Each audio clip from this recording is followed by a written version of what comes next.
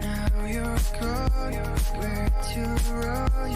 I'll be standing here alone, and no one's here to hold me but you.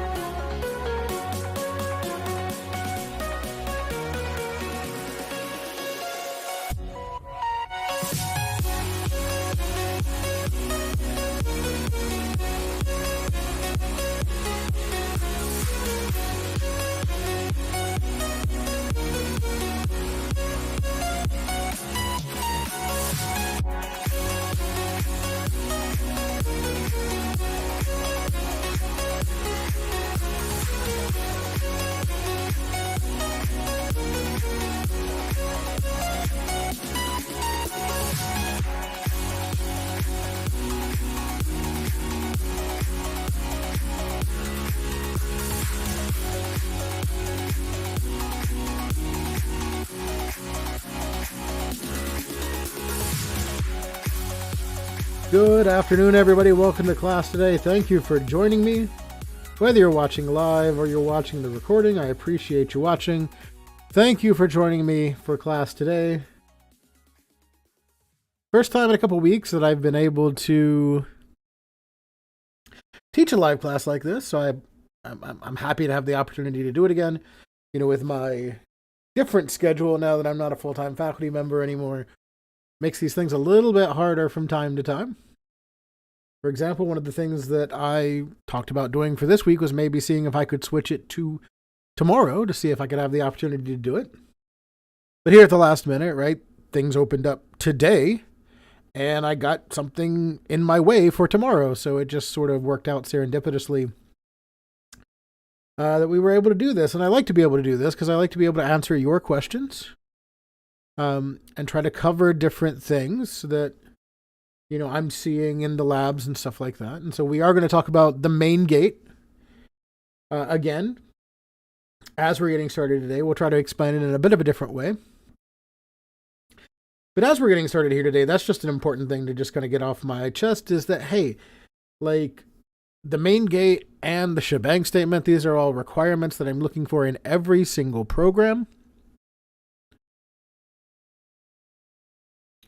Whether you fully understand the relevance of why it should be there, right? And we've discussed why it should be there, right? Like, and it all kind of goes back to the idea of having code that's modular that we can use in different ways. You know, with the shebang statement, we can double click a .py file and it'll open and run like it was an executable without us having to do anything special to it. And with the main gate, as we're going to talk about, it allows us to take one file and easily use it in another file as a module. And so I'm going to want to make sure that we talk about that again today. But then we're also going to talk about string manipulation. We'll cover a few concepts in string manipulation today. Which, you know, string manipulation being some of the very most common algorithms that you get in programming interviews, right? Like there's a lot of stuff where it's like, can you see if this substring is in this string? Or can you see if this word is a palindrome, for example? Right, so those are, you know, the things that we're going to be looking at today. But let's start out here looking at the main gate, or looking at the concept of the main gate. And so when we're thinking about the main gate, let's switch over to, say, a drawing board here for just a second. When we're thinking about a main gate, we can really think about it in terms of like an actual gate, right? Like we have some sort of fence with some sort of gate on the front of it. And let's try to really poorly draw an ornate gate here.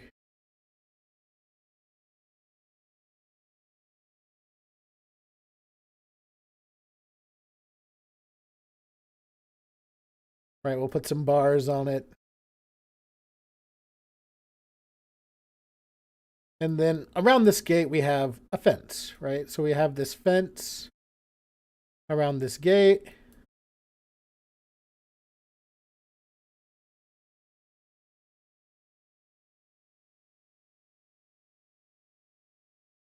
So on and so forth, so on and so forth, right? And so what does a fence do? Right, a fence keeps out unwanted things.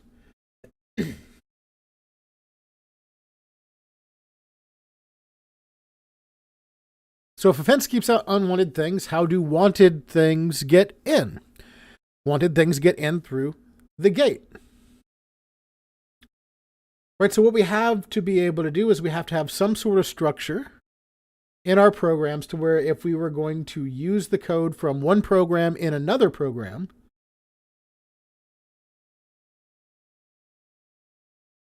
then we'd have to have means to hold back the wanted thing or hold back the unwanted things while allowing through the wanted things. Right, and this is an important concept in Python because Python files can really act in two ways. right? One is the way that we see it used most of the time, right? That just as a basic script that can run on its own. But the other is as a module that can import functions from one file to another, right? So we think about the math module that we've looked at before, or or some of the other modules that we'll be looking at in the near future, like the random module or the CSV module, right? These are just Python files that have functions in them that we can bring into other files and use in other files, right? And so having our code be modular and be accessible helps us out tremendously because it saves us from the duplication of effort, right? One of the things that I think I've even mentioned it before, as programmers, we have a little acronym that we like to abide by, DRY, or dry. And we'll talk about building dry code, and dry essentially just stands for don't repeat yourself. And typically when we talk about dry, we're talking about it within a singular script, right? To where like we're not writing the same code for the same function in the same script. We're using loops and recursion and conditionals and various other things to take code that exists and just run it multiple times if we need it ran multiple times. But another way that we can apply dry is through the use of other folders, through modules. And so if I have a module that does something, then I have some code that will work and I can use it in other programs. So there's no real need for me to try to reinvent the wheel when I can just import it as a different module. And so when we start to do that, right, we start to see some issues pop up. If we're not careful, if we don't have a gate that allows us to see, that allows us to separate what we want to pass through versus what we don't want to pass through. Right, so I'm going to add a new file here. I'm going to call it add.py. And I'm going to just write some code in this file, right? So I'm going to start with a shebang, /bang, /usr/bin/env python 3. Right, and we can kind of make the assumption that this is a script that I am writing that is going to work unto itself, right? And I can write a function. I can call it def add numbers. I can take two parameters with those numbers, maybe a and b. And maybe what I want to do is I want to return the sum of those two values. So I want to return a plus b. Right, and this is one of those things that we do from time to time where we will take an example and overly simplify it to try to make something clear. Right, like I'm not necessarily going to write a function that does this, and if I do, I'm not necessarily going to need to import it into another program.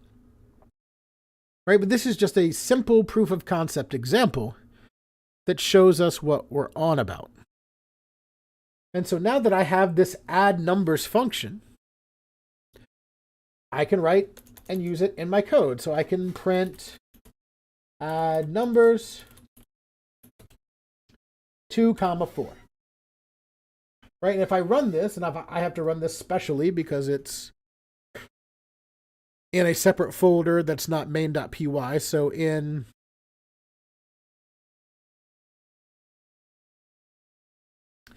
Replit here, if it's not in main.py, I have to run it specially. I have to go into the shell and type in Python space and then the file name, which is add.py. And then we see it returns 6. Now, what we have here are two different things in our code.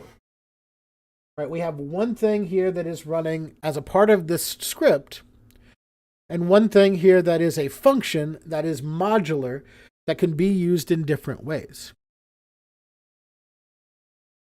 So this part is specific to the program, whereas this part is not specific and could be used in various different ways in other programs. Now let's say then in the main.py file, I decide I'm going to write myself another script here. And I'm going to make a function that takes two numbers, adds them together, and divides them by 2. Right? So let's start out with our shebang statement here, right?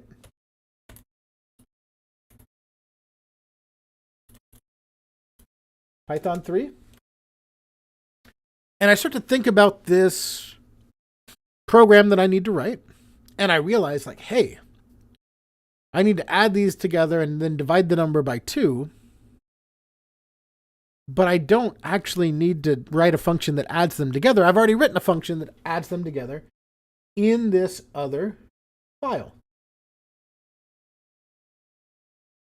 So instead of rewriting that function, I could import add.py, and I can import it with an alias, and I could say as a, right? A being our alias. So now I can use that in here. So if I wanted to say, create a function that we call div by 2, and I actually don't have to call it add.py. I can just call it add, right? Since it's in the same file name there. So I can just call it add. Import add as a, dev by 2. And I could take values A and B in here as well. And so now instead of having to write the whole thing where I create a variable or do something else where I'm adding them both together, I can run a dot whatever the name of that function is, right? A dot add numbers.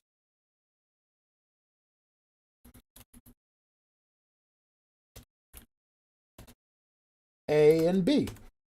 Because that function to add the numbers already exists. Now, I probably don't want to call them A and B here since I called this A. So let's call them B and C instead. B and C. C and B. Right, so I don't have to rewrite that function. And again, this is overly simplified, right? Like, in the real world, I would have more complex functions that would take me more time to try to rewrite. This is just super simplified to bring into this code. Right? So then I could take that value and store it in, say, a variable like temp. And then I could return the temp variable divided by 2. Now, if I just try to run this function, def div by 2, and put in a couple numbers here, like say 8 and 10. Or no, I wouldn't. I need to print that, not define it. I've already defined it. Print div by 2, 8 and 10. Then let's see what happens, right? This is in main.py, so it should run by clicking the run button here. And what we see is we get 9.0, which is what we should expect here. But we also get 6, right? And where did that 6 come from? Right, well, if we go back to our add.py file here, again, we have some stuff that we want to allow through, namely this function. And we have other stuff that we do not want to allow through. So the things that we don't want to allow through, we lock behind the gate. So I would put if our main gate here, if underscore underscore name is main, then we want to run the file, but only if this is the file that's being run. Right, that's what the main gate here checks. The condition checks to see if the file that is being run is the file with this code in it. So if the Python file is being run directly, then it does what's behind the main gate. If it's being imported into another module and run from there, it does not do that thing.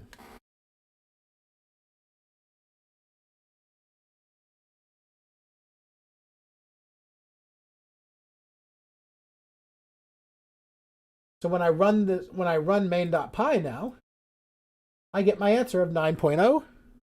And that 6 is not there because it's locked behind the main gate. But if I run python add.py, we see that I still get the response of 6.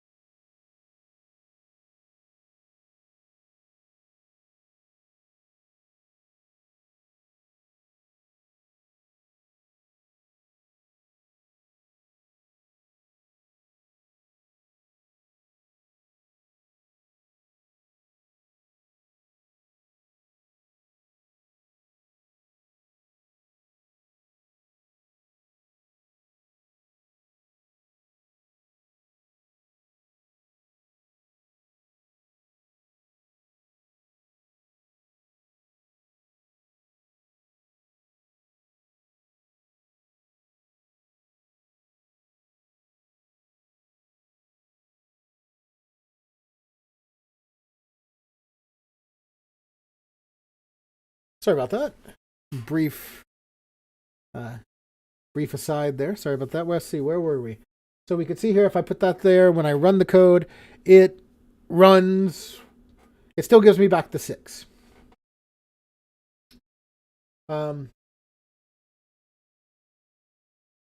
So because it enters in the main gate, it enters through the main gate if that file is run, otherwise it's held back.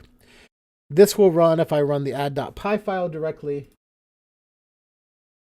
And now that we've done this here, this will only be run as if the file is run directly. Right? It's still going to behave like normal, right? Because that's the file that's being run directly when we hit the run button. So really what we're looking at when we look at the main gate here is we're basically looking at a way to ask, am I the main entrance? If the answer is yes, which means the file is being run directly, then it does the stuff behind the main gate. If it's not, then it doesn't do the stuff behind the main gate. And it's basically a neat way to control when certain parts of your code run, making your Python files more versatile, both as standalone scripts and importable modules, right? So you get more out of your code, right? And I know it can be a little bit confusing based on what we do in general, because most of the time, what we're kind of doing is just limited to a single file, and we're not using multiple files most of the time. But we want to introduce this concept so we can think about what if. Right, like we're starting learning small now, but when we get to learning bigger in the future, you might want multiple files to help keep your program clean. You might want to be able to do different stuff there. Right, so it is pretty important that we do it and do it properly. Right, so in fact, for what I'm going to do today, I'm going to create a new file in here called string_manip.py. And that's where we'll write our code today. Hashtag bang/usr/bin/env Python 3. So that's all I want to say about the main gate today. If you still have questions about it, let me know. Hopefully that cleared things up. for you all. Let's talk about string manipulation, because this gets us into some big topics as well. String manipulation.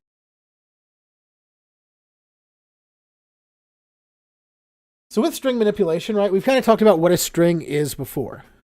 But we never really kind of defined them. We just kind of mentioned it. A string can be described as a sequence of characters. Right? So remember that words mean nothing to our computers. Our computers are bad at words. What our computers are good at is patterns. So when a computer sees a word, it's not seeing a word. The word doesn't have any meaning to our computer. It's seeing a sequence of characters that make up that word. And really, if we break that down even further, it sees a set of patterns of ones and zeros that make up the characters, that make up the sequence of characters that make up that word. Right, so the way I like to describe a string is like what you might have seen at a birthday party, right? Like you might see a big banner hanging on the wall, and that big banner has letters on it that say happy birthday.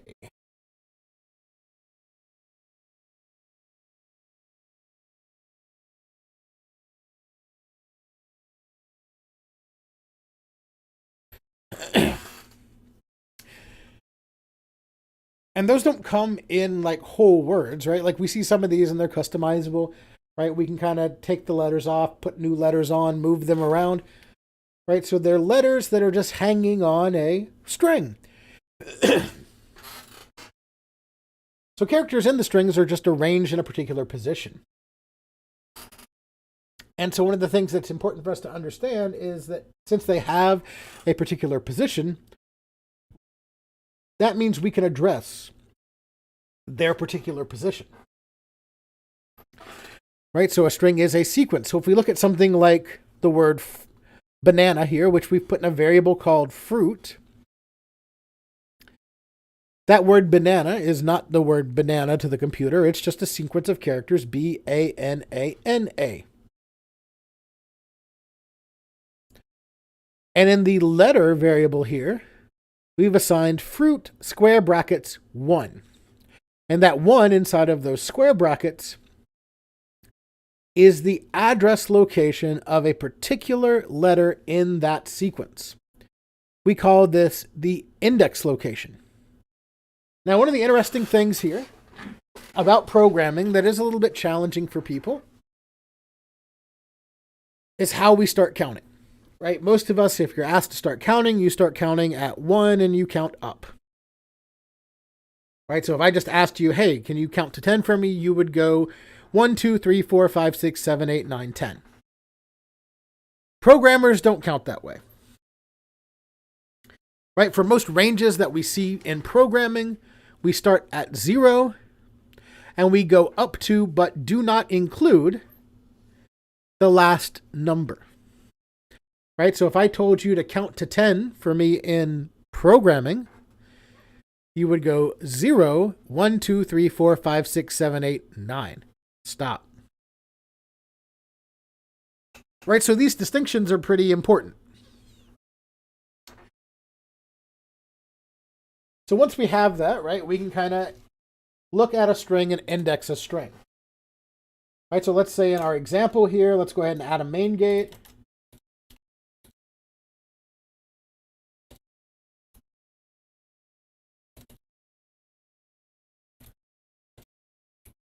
And I'm going to put a pass statement underneath that main gate. A pass statement is just a thing that we can put in Python with something that, with a statement that has a colon at the end, right? We talked about statements that have a colon at the end previously, and we said if they have a colon at the end, that means something that belongs to them. So if we put a pass statement beneath a statement that has a colon in it, that's just basically saying skip it, right? So it just gives us a little bit of placeholder so that we can come back to this later. So maybe I wanted to have a function and we called it find letter, right? And we'll give it a word argument, and we will give it an index location argument. And so what we will do here is we will just return word at index location I.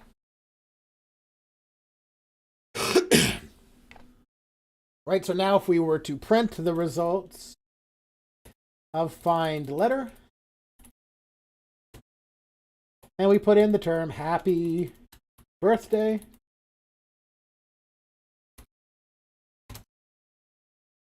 and a number for an index location, say 4, that's going to return to us a letter from happy birthday. Right, specifically, it's going to return to us 0, 1, 2, 3, 4. It's going to return to us the Y. Right, because that's at the index location where we are requesting. Right, it's at the 4th index location. So we start counting at 0, 1, 2, 3, 4. So if we were to go to our shell now and run Python string manip.py, we get the Y. Right, because that's the value that's there. Right, if we change that to say 0 and run it again, we'll get the H. If we change it to 7, that's 4, 5, 6, 7, we should get the I.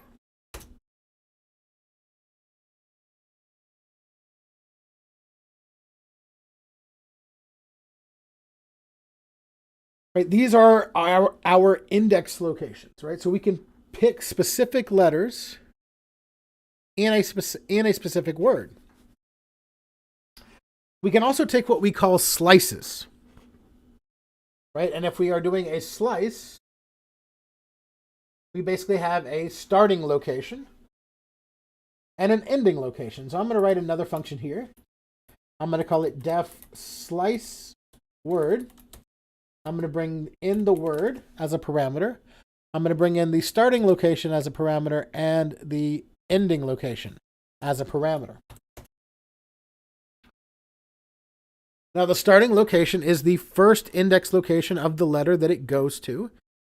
The ending location is up to but does not include the index location of the last letter. So it'll stop at the letter at the index location before the ending location, right? So we'll return word, and when we're putting a slice in our square brackets, we separate our starting value and our ending value with a colon. So that's S:E. So if I wanted just the word happy out of happy birthday here, right, and we'll comment out this line, I would print the results of slice word. The word is going to be happy birthday. The starting value is going to be 0. And the ending value is going to be the index location of my space, because it's going to go through the letter before the ending value, right? So we know that the Y is 4, so the index location of the space is 5. So now if we run this file, we should get the word happy, right? And if we try to highlight it in our console here, we can see that this is our word. If we extend out past the Y, it just highlights the whole line. So there's no space there. If the space was there, like if we went to space 6, whoops,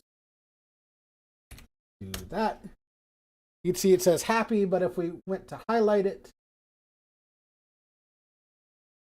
I could highlight a space here before it kicks out to the whole line. Right? If I tried to highlight it here, it's hard to see, right? But if I went to 7 here, then it would include the B in birth. Right? So we could do that. Happy B.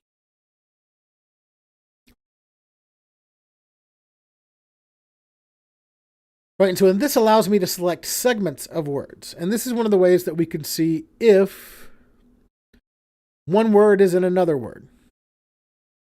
Right, I can basically just go through and check to see if one word is in another word.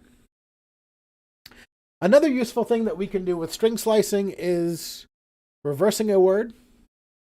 Right, because in addition to being able to go forward, we can also count backwards. And if we count backwards, right, and I will uncomment my find letter function here to show us this. We can also count backwards. If I want to go from right to left instead of left to right, I can start with -1. And if I do -1 here, if the index location is -1, that's going to be the Y on the end of birthday. So I can run that and I get the Y. If I did say -3, that's going to be -1, -2, -3. It's going to be that D in day. And we see I get the D there. I could also do that with my slice function here and look at a slice. And I could say, oh, I want to slice from, say, -1 to -3. Right, so if we run that, it doesn't quite work.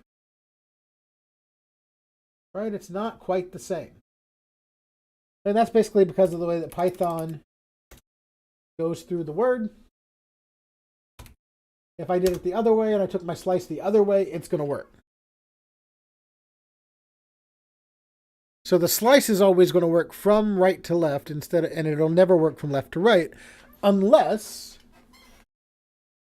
we do one thing with it. Right? If we want to reverse a word, we can reverse a word pretty easily by printing our string and using a bit of shorthand here where you say ::, -1.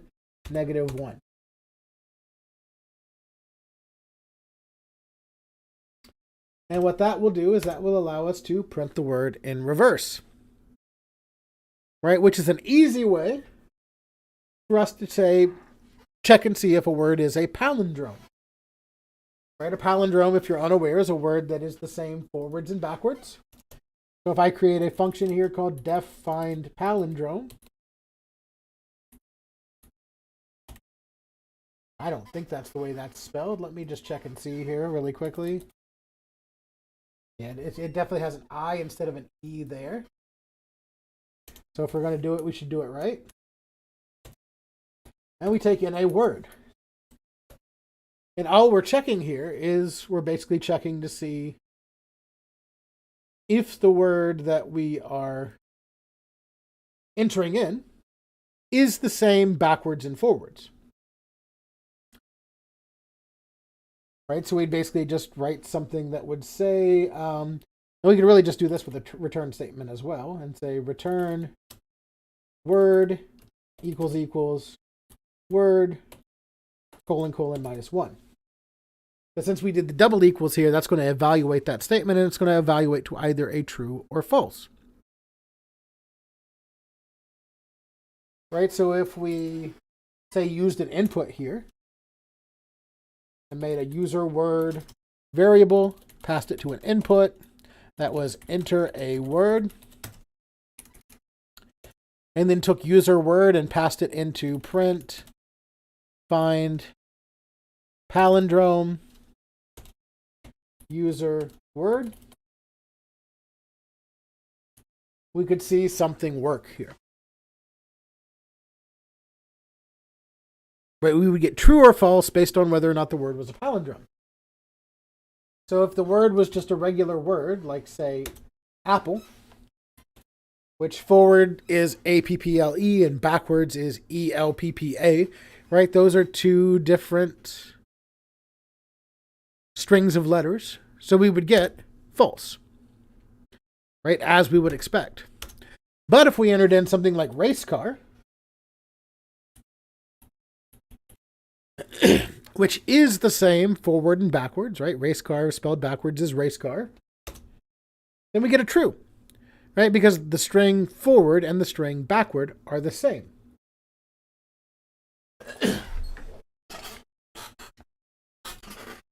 Which is pretty cool, right? And that's a really super simple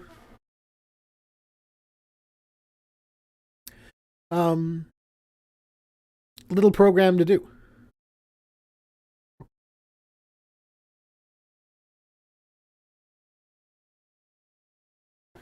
So if we were to go back to our slideshow for just a few minutes, we can just talk through quickly a few slides.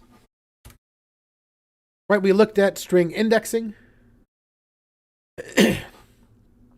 So another way to analyze a string is to use indexing.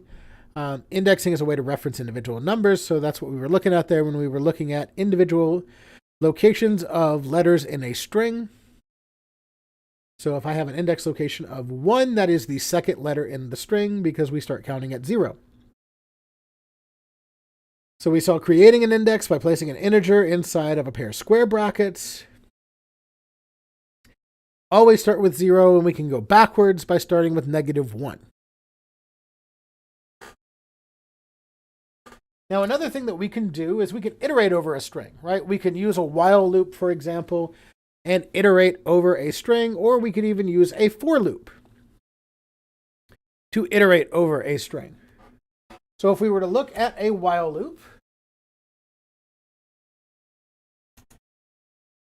or let's create a loop here. We'll call it def all letters. And we will enter in a word.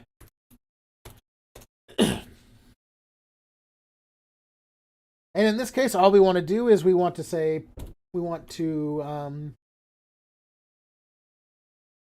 look at our word here. So I think for the time being, I'm just going to put a pass statement here. Right? I'm going to put a pass statement here, and we'll come back to it. Let's look at some things before we do that.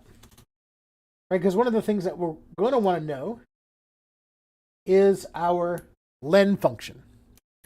And our len function lets us know how many characters are in a word. So if I'm printing out the length, or len, of user word here, it's going to tell me how many characters are in that word. So if I run this, and we enter a word like, say, race car, that's RACECAR, that's 7 letters. So it's going to tell me 7. Now, when I write my while loop here, I can say something like I equals 0, while I is less than the length of the word. Then we can print word at index location I. And I++ to increment. And actually, this is Python, not Java, so I can say I plus equals 1 to increment this by 1. So you'll remember back to when we were talking about while loops in the last module, right? We have a starting point, we have an ending point, we have a way to get us from the starting point to the ending point. And so if we were to run this function with our value user word, all letters user word, what we would expect to see here would be something like, so if we were to enter in race car, it's iterating over my word and printing out each letter one at a time. Or it's actually not printing out each letter one at a time because I just put word I here instead of print word I, which is what I want it to be.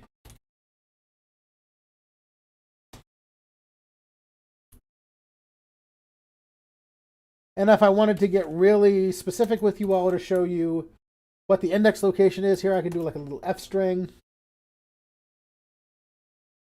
at index I is letter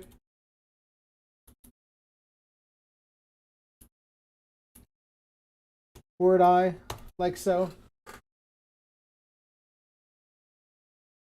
So this just provides us with a little bit more context, right? So it's going to show us what the index location is at each time through the loop and what the letter is at that index location. So if I run this, we're going to enter a word like, say, garbage.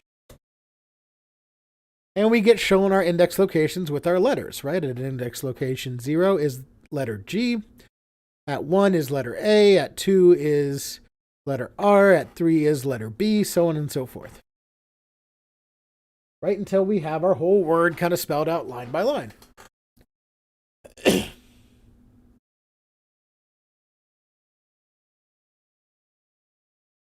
So another way that we can index over a word is to use a for loop. So we could do something like def replace letters with a word. So one of the things that we have here is we have the opportunity to use an enhanced for loop. And an enhanced for loop basically does a lot of work for us. So I can basically say something like for letter in word. And letter here acts as a temporary variable that will change each time through the loop. So we can basically think of this phrase as if it says for each letter in word. Then we can check the letter. We can say something like if letter is A, then we can do something different. One of the interesting things about strings is that strings are immutable. We'll remind you of that fact here in a few minutes. Strings are immutable, which means that if I have a string, I cannot change a string in place. If I want to take a string and make a new string from it, I need to put it in a new variable. So what I might want to do here is create a variable called new word and set it equal to an empty string, or a pair of quotes with nothing in the middle. So if the letter is A, I can say new word plus equals nothing. Right? Just an empty string. And so this would basically take and remove the letter A from my word. Right? And in order to put the other letters in there, I could just say else new word plus equals letter. And that's just going to concatenate each letter into my new word onto the end of my new word variable here as it goes through. So then if I were to return new word at the end of this, I would end up with the word without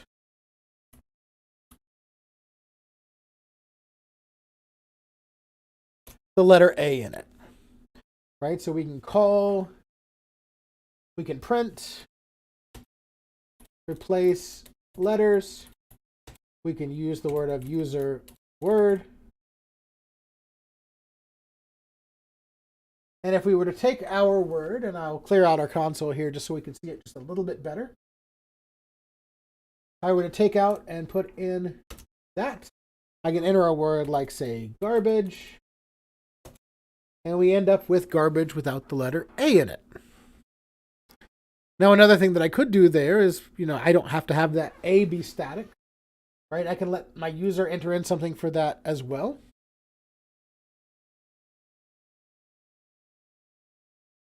I can also do that with multiple loops, right? So I can say something like, for letter in this word, if letter in this word.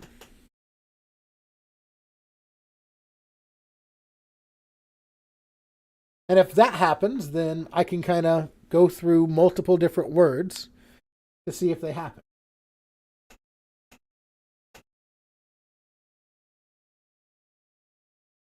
There are many different ways that we can do this kind of thing, right?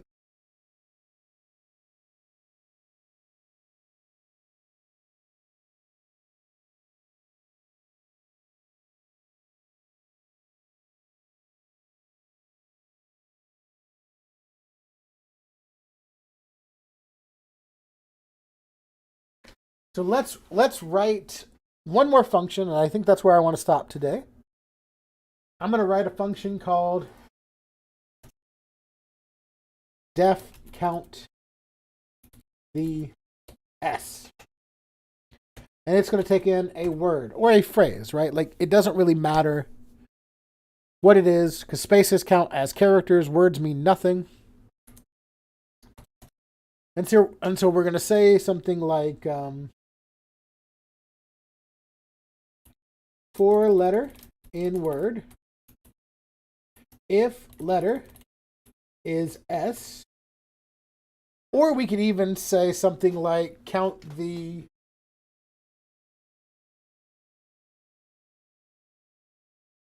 vowels. Right? We could say something like count the vowels. So we could say something like if letter in A-E-I-O-U, then we'd want to take a variable and increment it. So we would have some sort of counting variable like C, set it to 0. And then we would add 1 to C if it encountered a letter that was a vowel, right? So it would be C plus equals 1. And then ultimately we would return or print C. So with this, let's leave this here. And let's go to our main.py. Right, and in our main.py, I will import string underscore manip as S.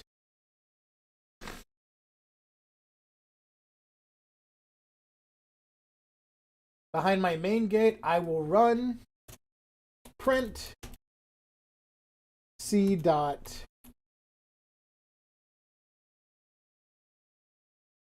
count the vowels.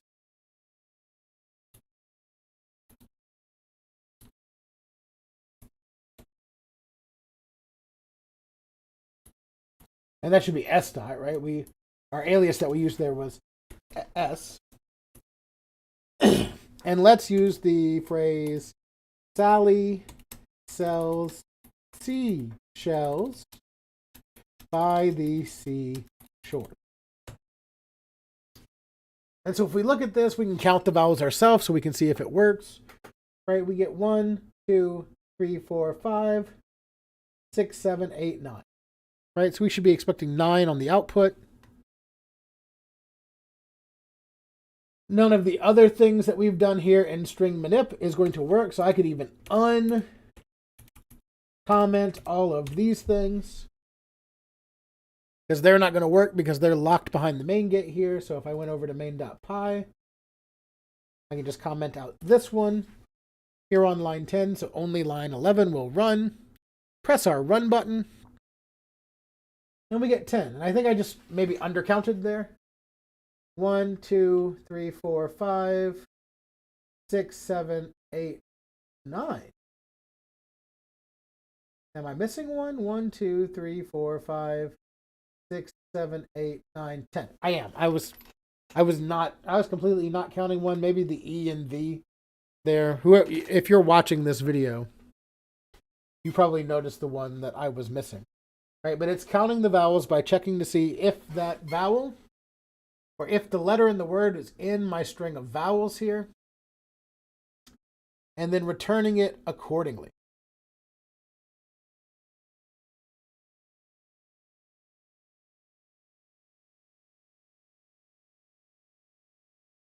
And so I think that's where I'm going to stop today. I will also put I think I'll link a video into the module as well that has a bit of a longer demo for everybody. But that's what we'll go ahead and stop today. If you're watching the recording, please let me know if you have questions. Send me an email, send me a Teams message. That's all that I have for you for today. Thank you for watching. We'll see you next time.